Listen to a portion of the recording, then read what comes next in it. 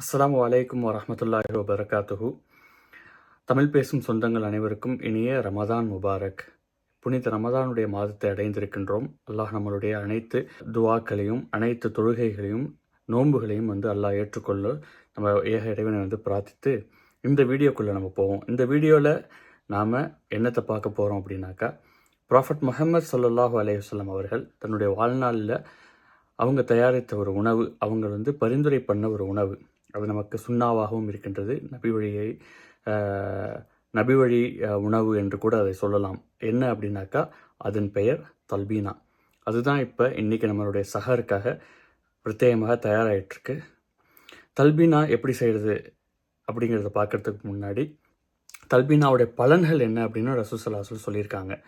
தல்பீனாவுடைய பலன்கள் என்னன்னாக்கா, அது யார் ஒருத்தவங்களுக்கு சோகமாக டிஸ்ட்ரெஸ் இருக்கோ, அவங்களுக்கு மன வருத்தங்கள் கவலைகள் இருக்கோ, இந்த தல்பீனா சாப்பிடுவதன் மூலமாக இந்த மாதிரியான கவலைகள்லாம் நீங்கும் அப்படின்னு ரசூல் ஸல்லல்லாஹு அலைஹி வஸல்லம் சொல்லியிருக்காங்க.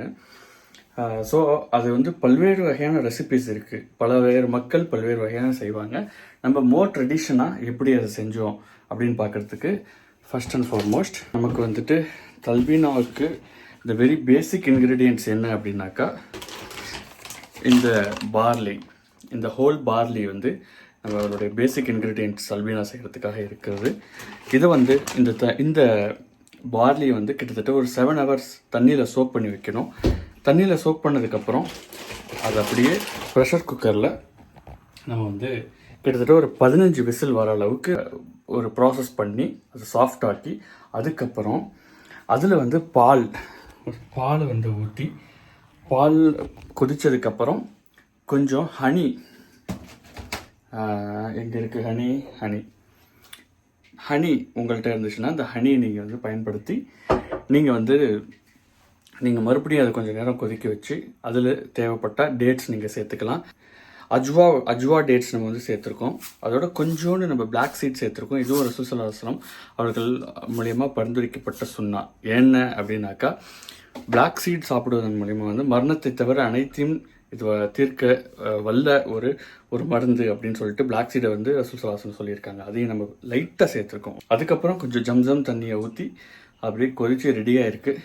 கடைசியாக நம்ம அதில் கொஞ்சோன்னு திருப்பி ஹனியை விட்டு கொஞ்சோன்னு பனானாவுடைய ஸ்லைசஸை போட்டு, அதுக்கப்புறம் அதை கொஞ்சம் குங்கும பூவை கொஞ்சம் தூவி நமக்கு சர்வ் பண்ணி சாப்பிட்றதுக்கு ரெடியாக இருக்குது. அதை தான் நம்ம ஒடிவரையில் பார்க்க போகிறோம்.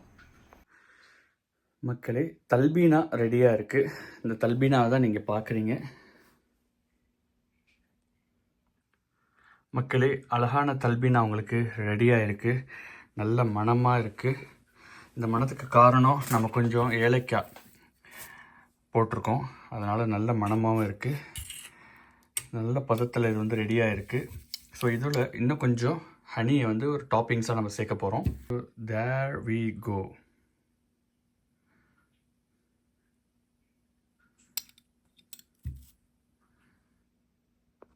ஸோ நம்ம தல்பீனா ஆல்மோஸ்ட் ரெடி ஆகிடுச்சு. ஃபைனலாக நம்மளுடைய பனானா ஸ்லைசஸ் கொஞ்சம் போட்டு அதை கொஞ்சம் டாப்பிங் பண்ணி அழகாக, அதுக்கப்புறம் ஃபைனலாக இந்த ஒரு குங்குமப்பூவை கொஞ்சம் ஆட் பண்ணி நம்ம சர்வ் பண்ண ரெடியாக காத்துட்ருக்கு நம்மளுடைய தல்பீனா. அருமையான சுவையான ஒரு அழகான தல்பீனாவை தான் இப்போ சாப்பிட போகிறோம். With the toppings of the saffrons. இன்ஷா அல்லாஹ் எப்படி இருக்குன்னு பார்த்து நம்ம சொல்லுவோமா? பிஸ்மில்லா.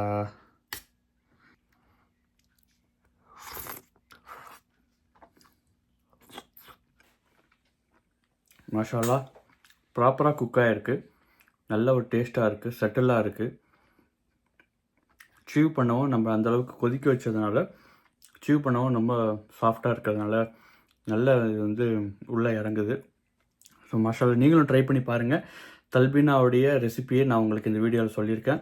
நீங்கள் உங்களோட ரெசிபியை ட்ரை பண்ணி இன்ஷா அல்லாஹ் நீங்களும் ஷேர் பண்ணுங்கள். Let's spread the Sunnah during the month of holy Ramadan. அஸ்ஸலாமு அலைக்கும்.